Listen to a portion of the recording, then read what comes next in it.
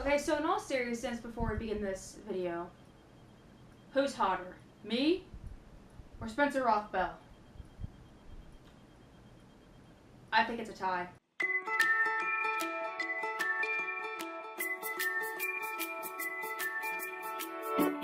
Well, hello my fellow nerds. It's been a while since my last video. I knew eventually I'd have to come full circle and do the titular cosmic crybaby that is Sailor Moon. It's kind of funny because for a while I never really figured out how exactly I wanted to do this cosplay, because it's one of those things that you have to use whatever MacGyver skills you have to be able to see how this costume really works, because it's kind of a lot of intricate pieces. My question would soon be answered when one of my wonderful friends, Emily, that is my Sailor Jupiter, I got to see firsthand at Anime Mid-Atlantic when she was working on her Sailor Jupiter cosplay. And let me tell you guys, the process that she did to make her cosplay, it blew me away like an explosion in a Michael Bay movie. And that might be the only time you can ever use Michael Bay in the positive applause. A little bit later I was debating like, alright, you know what, I think I want to do Sailor Moon, but I should actually ask her how like the step-by-step process went when she went about to making her Jupiter cosplay. I'm like, can you explain the magic that you did to make your cosplay? And she gave me this whole list of like what she did, what she bought, and I sort of took whatever information she gave me and of course added some of my own stuff of how I went about to make the skirt or anything else. So I have to give her all the credit in the world for the ways that she figured this out. One thing before we get into explaining the transformation process for this Cosmic Crybaby is this is actually the second time I've had to record this. The first time I did this and everything worked out great, and then I noticed that my collar was doing a stupid thing the entire time, and that would have driven me nuts just looking at it during the editing process. So I went ahead and got everything back on, got myself all transformated it again, so that way it could look right. It was a health choice, to be honest. First, we will start like it always is in the actual transformation sequence, which is the base. The base is comprised of two leotards, one that is just the main one that's just the base.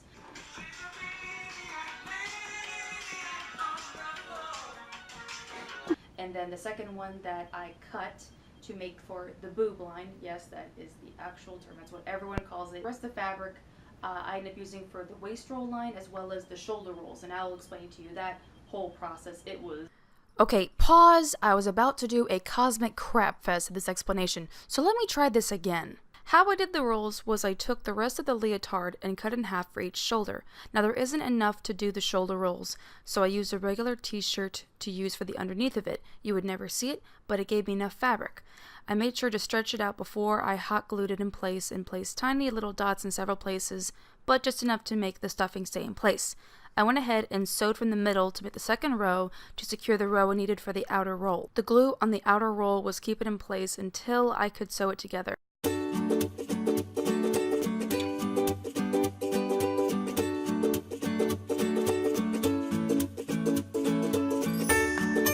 And the last remaining piece from the leotard was used for the waist roll, and that was pretty much just sewing it all together and putting stuffing inside, and then to put on the skirt I would secure it with a safety pin.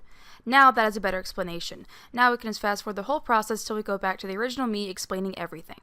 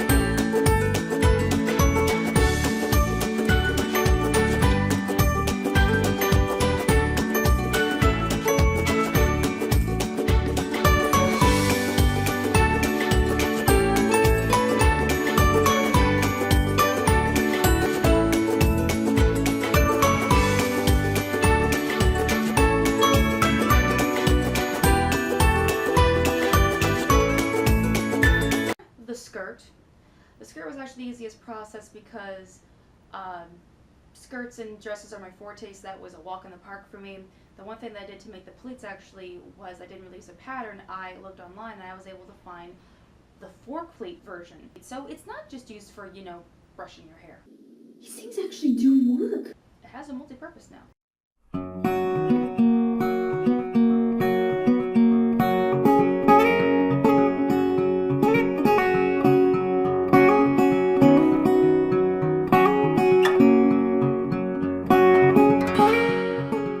And then I was able to attach the waist roll that was left over, and I just safety pinned that to the skirt and then just pulled it on and off like a regular skirt. The collar was probably the second tricky part in trying to make this cosplay. It was the one thing that I kept trying to figure out, like, alright, how's this really going to work?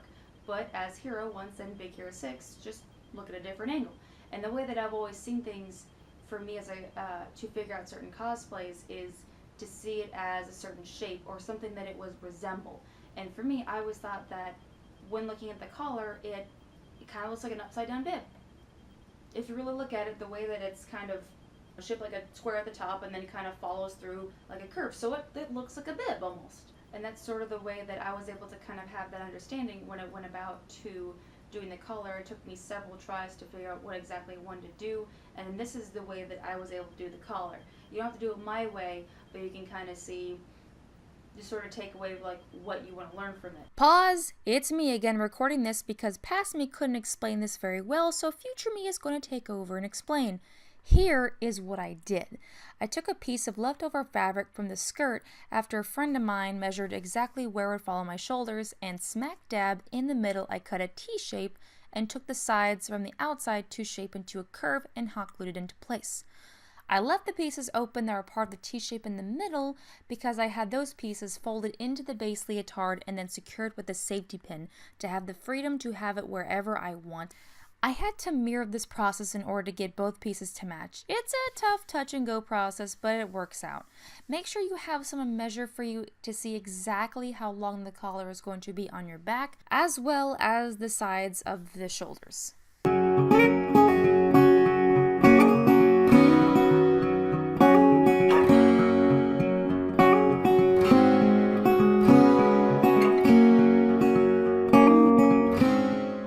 And then finally I just glued some white lining pieces on it, and that's pretty much it. So enjoy the rest of this fast forward process until we get back to the present me.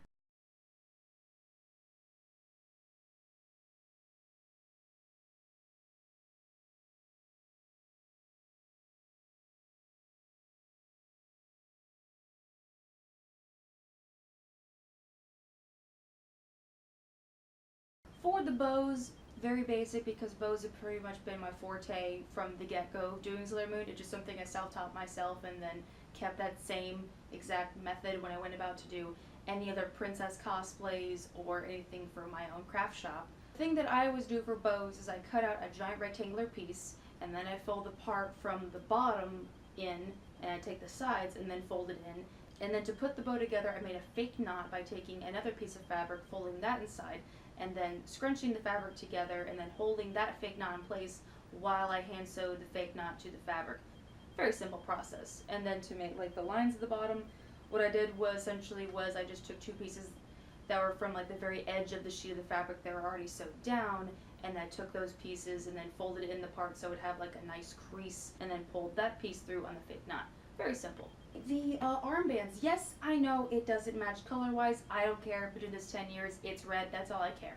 I actually made this out of a t-shirt, and what I did was I cut the t-shirt in half, and then I was able to make 6 rolls out of it, just kind of rolled it in place, and then after I got the exact amount that I wanted for my arms, then I took whatever t-shirt was remaining, and I glued that on top of a little rectangular piece from the t-shirt, and hot glued that on there, and then I cut away like all the edges and stuff so that way you could just see the shoulder.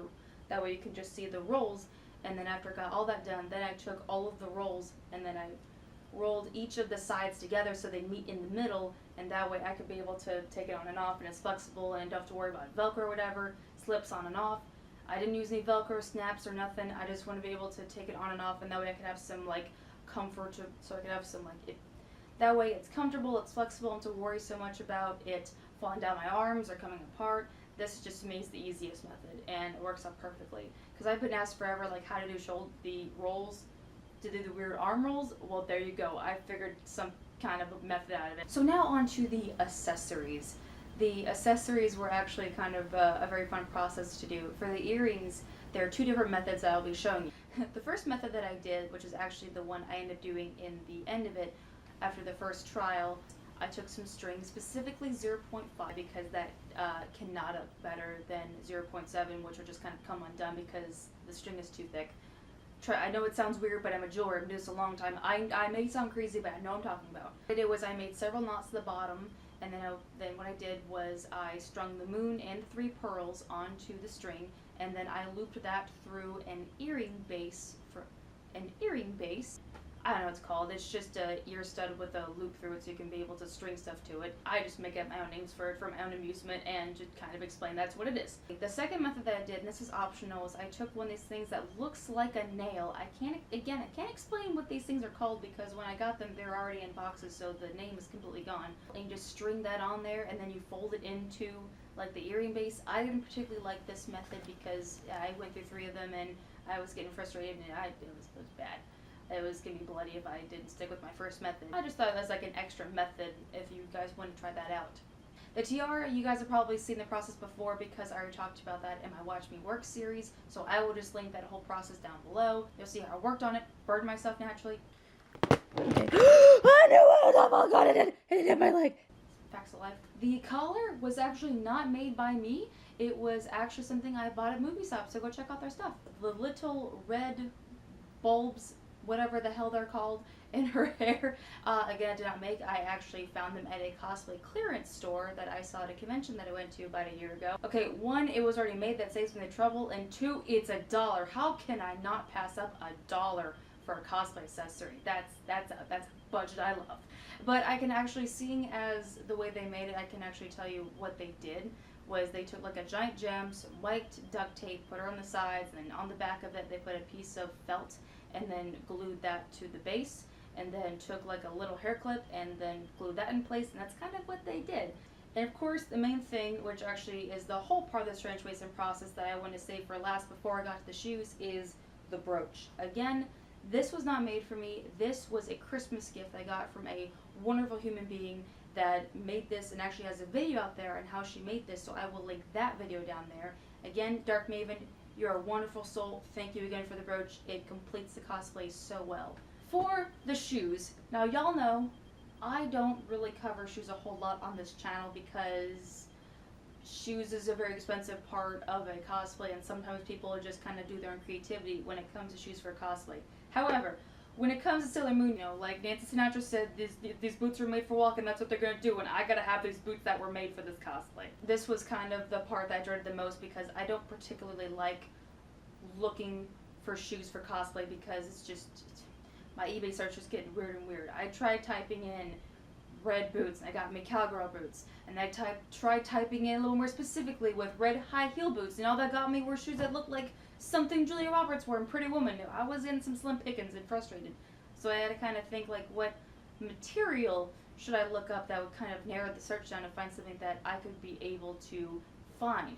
And then I spotted some red suede shoes. I thought, that's actually perfect, but I didn't want to ruin these shoes or paint them, do whatever. I'm like, no, I like shoes way too much. Like, I give that shoe song from forever the hell ago on YouTube, like that should be played at my funeral. That's how much I love shoes. So I wasn't gonna like sacrifice a $25 pair of shoes for a cosplay. So I had to think of another method to do about something to make the cuffs for this.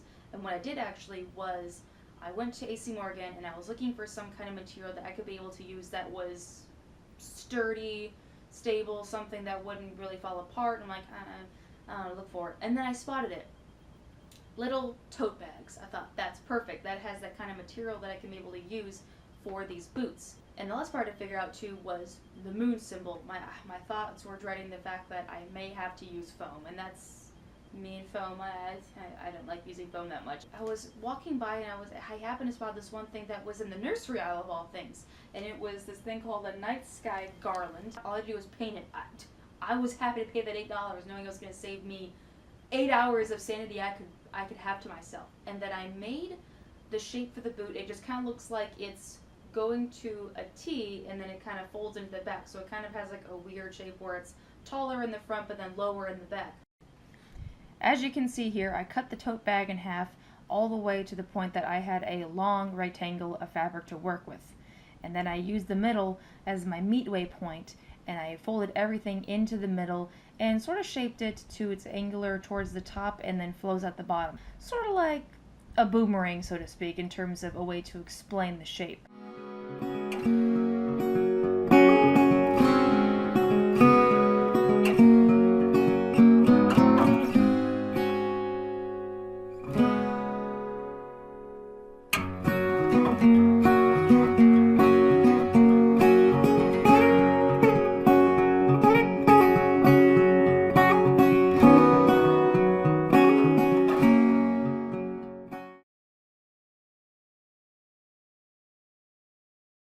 And after I did that, I pinned it in place. After I took both the sides on the top and the bottom and folded it into place, then I hot glued it and I cut away all the excess fabric.